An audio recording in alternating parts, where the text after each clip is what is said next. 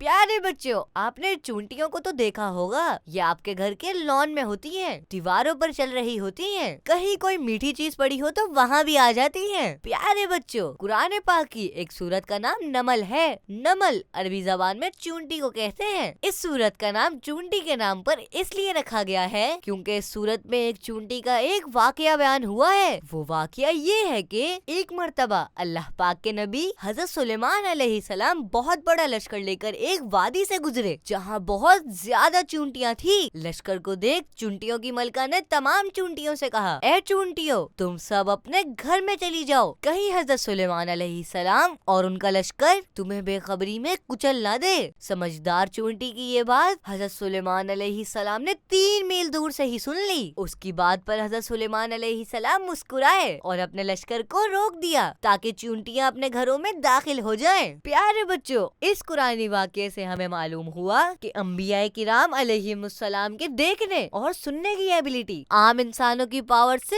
کہیں زیادہ ہوتی ہے۔